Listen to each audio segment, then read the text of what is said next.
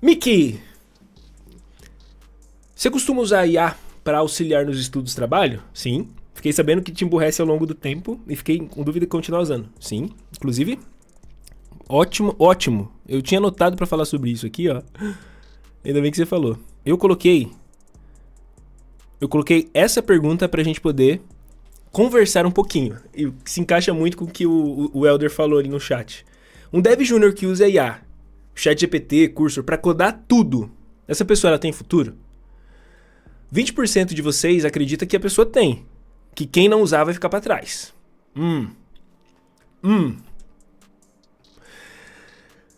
52% diz é perigoso, vai virar copiador de código e não aprende. 17% diz não dura um mês numa task completa real. Ok. E 11% diz o sênior também usa. Parem de hipocrisia. Tá. Vamos a alguns comentários aqui.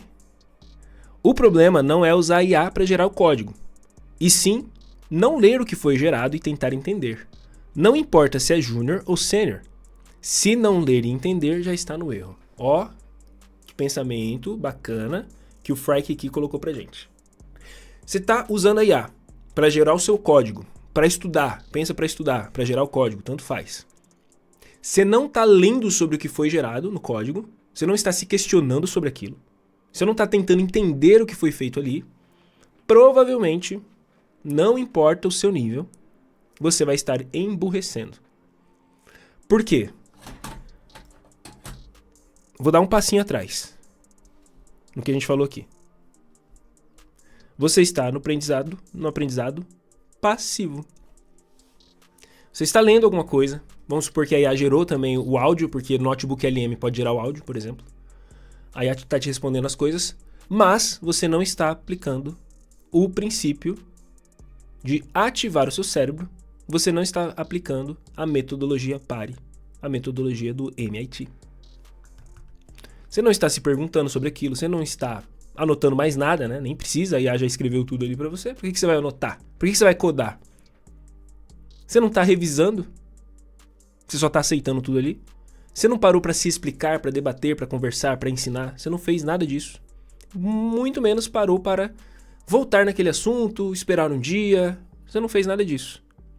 Então eu tenho que concordar.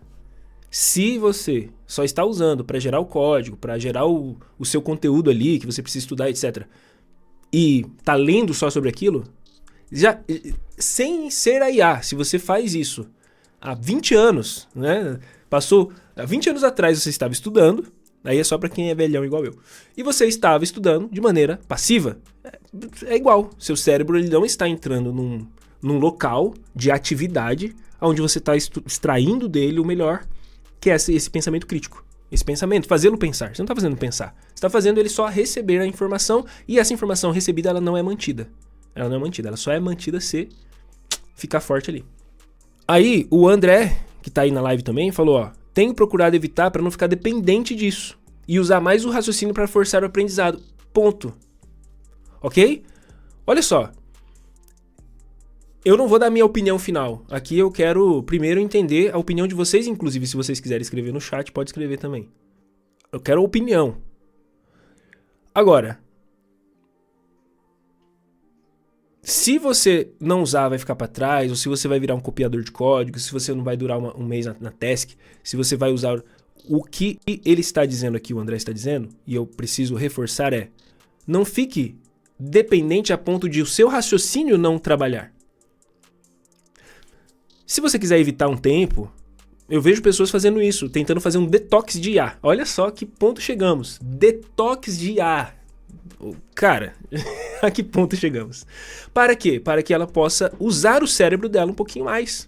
Para que ela possa forçar o raciocínio dela um pouquinho mais. Então, independente se você está fazendo um detox ou não, tenta fazer esse raciocínio. Assim como o Matheus escreveu ali, ó, penso, logo existo. Eu não penso, então eu não estou existindo. Tá só passando por aí, né? Olha o que o Marcelo escreveu. Eu acredito que uma vez para ajudar não é ruim. Agora, sempre usar IA para qualquer coisa é sacanagem. Não aprende nada. Tá? O que eu escrevi aqui? Complicado isso aí. Sérgio do Foguete. Rolou uma outra pergunta. Eu não sei se vocês viram que o Sundar Pichai, da Google,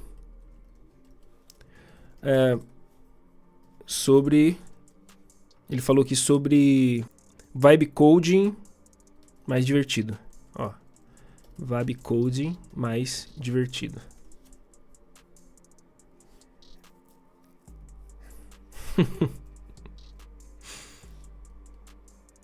de dezembro. Esse homem, Pichai, ele falou que o vibe coding fez o código ficar muito mais divertido. Muito mais divertido. Aí eu falei, vocês viram que ele falou? No podcast lá do Google for Developer. Ele disse que o vibe coding, ou a IA, estão fazendo o processo de programar ser bem mais divertido. E eu coloquei a cada coisa aqui só rindo, porque eu não sei se ele está codando com a IA. Eu não sei se ele está no dia a dia colocando a mão no código para dizer isso aqui, mas tudo bem. Mais acessível, legal. Nesse ponto eu concordo totalmente, mas isso pode ser um problema na mão de quem não entende arquitetura, segurança, etc, né? Não só os detalhes, são estruturas essenciais em projetos de código, enfim. Aí eu vim só perguntar se as pessoas concordam com isso daqui, ó. Mas afinal, vibe coding, vibe coding e IA deixaram a programação mais divertida? Sim, 12%.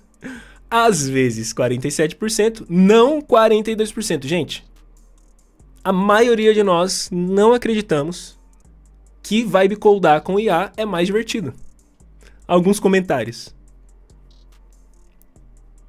Felipe, vibe code só demonstra que se a IA fosse um ser humano real, levaria pancadas. O Frank aqui, vibe coding, se der certo, é mérito seu. Se der errado, a culpa é sua. O pessoal só comentou pra trollar. Que isso? No final, fica o questionamento pra gente. Será que a IA vai deixar você mais burra? Será que você vai conseguir usar de maneira crítica a IA? Será que está sendo divertido codar com a IA? Será que você não está passando mais tempo codando para falar com a IA, para tentar explicar um problema, tentar fazer ela resolver uma coisa? Mas se você estivesse colocando a mão nas linhas de código, será que não seria melhor?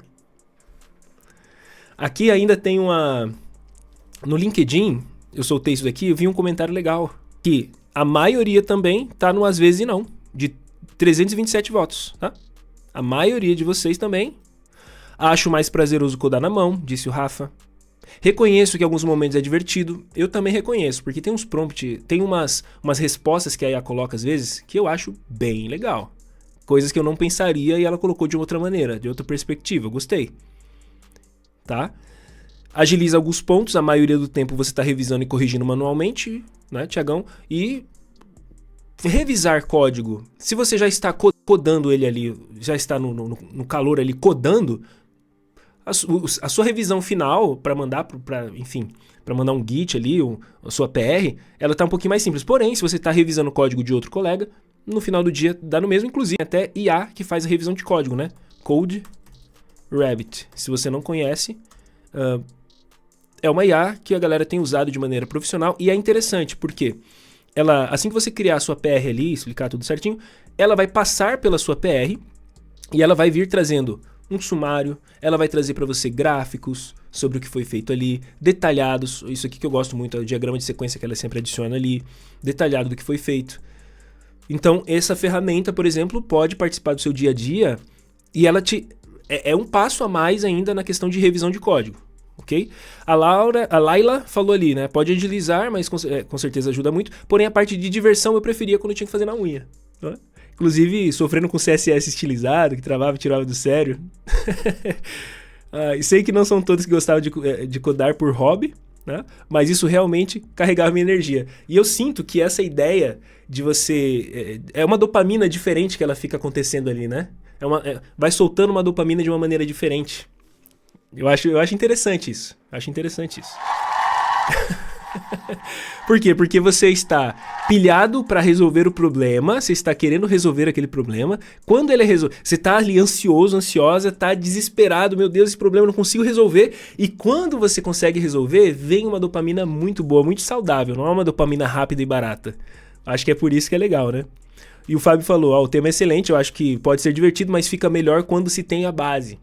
E usa IA como pair programming e tutor, não como Megazord. Super relevante isso aqui que o Fábio falou. Quando a gente usa a IA como uma ferramenta que vai ajudar você a pesquisar sobre aquele assunto, a conversar com você sobre aquele assunto, você pode debater com ela, né? Ela sempre vai concordar com você, cuidado, ela sempre vai concordar com você. Mas tenta usar o pensamento crítico para que essa IA possa participar daquele processo, não como um todo, mas em pedaços específicos do processo, e não como esse Megazord, né? Que vai fazer tudo para a pessoa, não tem como. Porém, um pair programming vai te dar uma diquinha aqui, um tutorzinho. Pô, tem um detalhe ali, outro que não tá pegando. Né?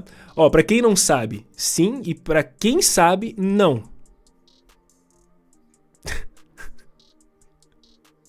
Então, ele acha que só quem não sabe... O Elvis diz... Então, só quem não sabe de IA acha divertido. É isso? O Lucas falou, fala Mike, aqui na LQ eu sempre disse pro pessoal, né, que a IA, na verdade, deixa o processo mais chato, mas que é uma catapulta pra carreira, pois agora só é necessário conhecer para pedir, em vez de digitar linha a linha, como valorizamos, qualidade, etc, etc. Então, e o Rafa já, de cara, não. E o CEO de uma empresa da minha cidade não tá achando divertido, não. Dispensou o time porque fez um crude. Quando os clientes pediram para integrar com a nota fiscal, ele não conseguiu. Gerou, obviamente, muito código ruim e com certeza cheio de falha de segurança, porque daí ele ficou desesperado para entregar rápido, tenho certeza, cara. Não resolveu o problema, quebrou o sistema, e não bastante, a IA fez uma brincadeira com o banco de dados dele.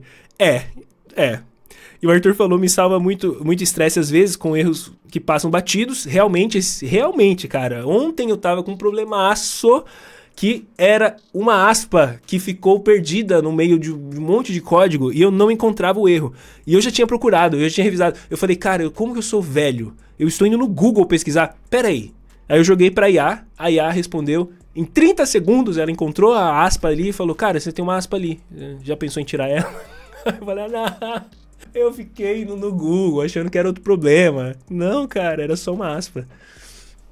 O Helder falou ali, olha, eu não gosto de usar IA, mas querendo ou não, querendo ou não, não gosto de usar a IA, mas querendo ou não, fico dependente, pois ainda sou iniciante e é chato ficar pesquisando com IA, Google, etc. toda hora. Então,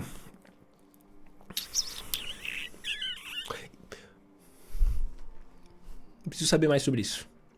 Na minha empresa pedem entregas quase emergenciais de prazos de um dia e torna quase que obrigatório entregar utilizando a IA. Porém, sinto que devo mudar de empresa para crescer e não virar vibe coder. Então, aí qual que é o caminho agora? Qual que é a linha tênue entre a IA já ser parceira de trabalho nosso e o vibe coder? Digam pra mim, o que vocês acham? Na minha empresa... Então já foi. Tá.